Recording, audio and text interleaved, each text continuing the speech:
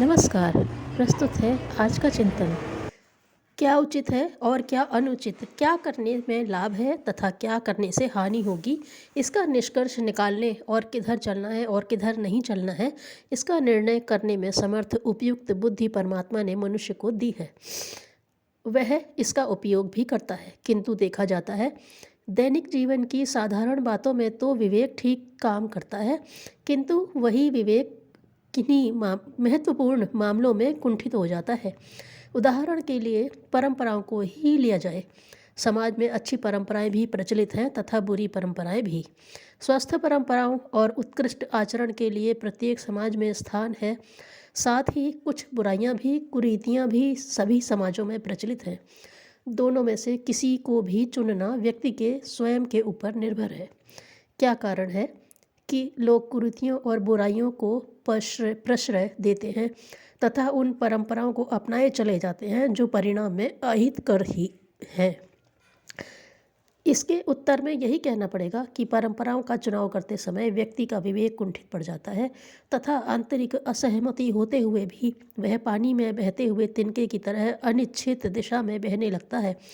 परंपराओं को चुनने में सावधानी बरती जाए, विवेक बुद्धि का उपयोग किया जाए तथा कुरीतियों की अवमानना करने, उन्हें प्रश्रय न देने का साहस बरता जाए, तो समाज में व्याप्त कुप्रथाओं को देखते ही देखते जड़ मूल से उखाड़ा जा सकता है। ऐसी बात नहीं है कि लोग कुरीतियों और सुरीतियों का अंतर न जानते हों। लड़का बेचने की, दहेज लेने की या देने की बुराई को कौन नहीं स्वीकार करता? इसके द्वारा होने वाली हानियों से कौन अपरिचित है? शायद ही कोई व्यक्ति मिले जो खुलेआम दहेज प्रथा का समर्थन कर सके। इतने पर भी जब अपना लड़का विवाह योग्य होता है तो हर व्यक्ति का मन दहेज पाने के लिए ललचा उठता है। जो व्यक्ति अपनी कन्या का विवाह करते समय दहेज का घोर विरोधी था, दहेज मांगने वालों की कटु शब्दों में आलोचना भर्त्सना करता था, वही जब अपने लड़के के विवाह में बेटी वालों का कलेजा निकालने की पेशकश करता है, तब लगता है कि यह बुराई मनुष्य में लोभ वृत्ति के निर्लज सीमा तक पहुंच जाने का ही प्रतिफल है। दहेज का अभिशाप हर भारतीय परिवार के गले की फांसी बना हुआ है। इस तथ्य से कोई इनकार नहीं करता। ऐसी हत्यारी, अनैतिक और नृशंस प्रथा का समर्थन करने के लिए किसी के पास कोई तर्क नहीं। फिर भी देखा देखी के कारण हो अथवा परंपराओं के कारण इस प्रथा का निर्वाह इसलिए किया जाता है कि लोग लड़की के समय जो चेहरा ओढ़े रहते हैं, लड़के के समय उसे तुरंत बदल देते हैं तथा दूसरा मुखौटा पहन लेते हैं। लोभ वृत्ति के कारण की जाने वाली इस बेईमानी का परित्याग किया जा सके तो देखते ही देखते समाज की इस कुरीति से मुक्त किया जा सकता है। समाज को इस कुरीति से मुक्त किया जा सकता है। इतना साहस करने के बाद देखा देखी ऐसा करने का बहाना बनाने की कोई आवश्यकता नहीं रहेगी। इस स्थिति में जागृत विवेक कहेगा कि देखा देखी ही करना है तो इस बुराई को प्रश्रय देने के स्थान पर अच्छाई को क्यों ना अपनाया जाए। देखा देखी के लिए ऐसे हजारों उदाहरण पहले से ही विद्यमान हैं, जिनमें लोगों ने अत्यंत सादगी और मितव्ययता के साथ विवाह कार्य संपन्न किया। इन आदर्शों की परंपरा निभाने में क्या कठिनाई है? समाज में बुरी से बुरी और अच्छी से अच्छी बातें प्रचलित हैं। अच्छी बातों को अपनाने में क्या अड़चन है? सही बात तो यह है कि अच्छे बुरे का विवेक करने की सामर्थ्य अपने पास होते हुए भी मन जिन्हें अपनी रुचि के अनुकूल मान लेता है, उन्हीं का अनुकरण करता है। जो बातें अपनी रुचि के प्रतिकूल होती हैं उन्हें अपवाद मानता है और उन्हें छोड़ देता है, क्योंकि कोई भी प्रथा, परंपरा निरपवाद और सर्वमान्य नहीं है। अपनी मानसिक या नैतिक दुर्बलता के कारण ही व्यक्ति सही परंपराओं की तुलना में बुरी परंपराओं को चुनता है और समाज में रहता है। तो परंपरा तो निभानी ही पड़ती है का बहाना किया करता है। लोकोपवाद या समाज निंदा के भय से ऐसा करने की व्यवस्था उत्पन्न होने का कारण बताता है।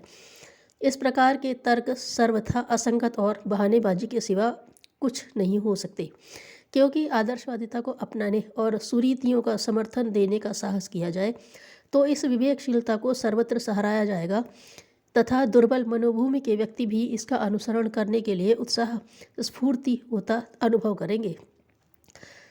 इस तरह की कई कुरीतियाँ केवल थोड़ा सा साहस न कर पाने के कारण प्रचलित हैं और उन्हें रोकने के लिए कानून बन जाने, विचारशील व्यक्तियों द्वारा निंदित होने के बावजूद भी प्रचलित है। पर्दा प्रथा अपनाने के कारण महिलाओं को अस्वस्थता, परावलंबी, अशिक्षित, अनुभवहीन और आत्महीनता की ग्रंथि के ग्रास बनाए रहने में कौन सी समझदारी है। साथ के सभी देशों और समाजों में अब महिलाएं पुरुषों के साथ कंधे से कंधा मिलाकर काम कर रही हैं और अपने देश व समाज को प्रगति पथ पर अग्रसर कर रही हैं। तो उस परंपरा को क्यों ना अपनाया जाए ताकि नारी की सुविकसित क्षमता का लाभ उसे स्वयं को, अपने परिवार को तथा सारे समाज को मिल सके। पिंजड़े में बंद पक्षी की तरह नारी को घर की चार दीवारी के भीतर ही कैद रखना न तो बुद्धिमत्तापूर्ण है और न ही दूरदर्शिता युक्त। इसलिए इस मूर्खता को प्रश्रय देने का कोई औचित्य नहीं है। कहा जा चुका है कि समाज में भली और बुरी दोनों ही प्रकार की प्रथाएं प्रचलित हैं।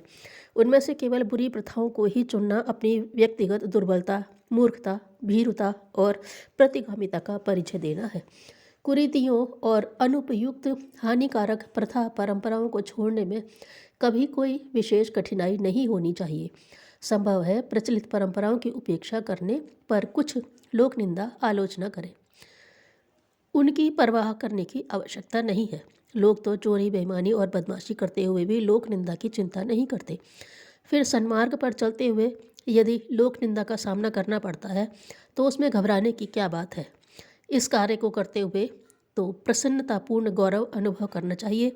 और लोक निंदा भी हमेशा कहाँ होती है। लोग 2-4 दिन आलोचना कर चुप हो जाते हैं तथा अपने काम में लग जाते हैं। किसे फुर्सत है कि दिन रात आलोचना ही करता रहे। प्रत्येक विचारशील व्यक्ति को समाज में स्वस्थ परंपराओं का प्रचलन करने के लिए उत्साहपूर्वक आगे आना चाहिए। सच्चाई और बुद्धिमानी के मार्ग को अपनाते हुए अकेले ही आगे बढ़ा जाए तो भी कोई हर्ज नहीं है। संसार में अनेक महापुरुषों ने अकेले होने की चिंता किए बिना अपना पथ आप प्रशस्त किया है। स्मरण रखा जाना चाहिए कि अंध परंपराओं और कुरीतियों की जड़ मनुष्य की भीरुता में छुपी हुई है। अन्यथा प्रत्येक व्यक्ति उनकी हानियों से भली भांति परिचित है। अभाव है तो केवल साहस का। संकोच दूसरों को वैसा करते हुए न देखने से होता है। थोड़े से मनस्वी लोग इस तरह के प्रयास आरंभ करें तो शेष अपने आप पीछे आ जाएंगे। एक सूफी संत राबिया से बार बार पूछा करते थे, मानव जीवन का चरम लक्ष्य क्या है। बार बार पूछने पर राबिया ने इसके उत्तर में उनके पास 2 चीज़ें भेजी, मोम और सुई। साथ ही यह संदेश भी दिया, मोम की भांति जनहित में स्वयं को गलाकर दूसरों का प्रकाश दो, जनमानस का अंधकार दूर करो। सुई की भांति अपने लिए कुछ भी न चाहकर दूसरों की निस्वार्थ सेवा करो। यही जीवन का सर्वोपरि लक्ष्य है। इसी में प्रभु की प्रसन्नता निहित है। चमत्कार नहीं, चरित्र और ज्ञान ही साधुता की कसौटी है। धन्यवाद।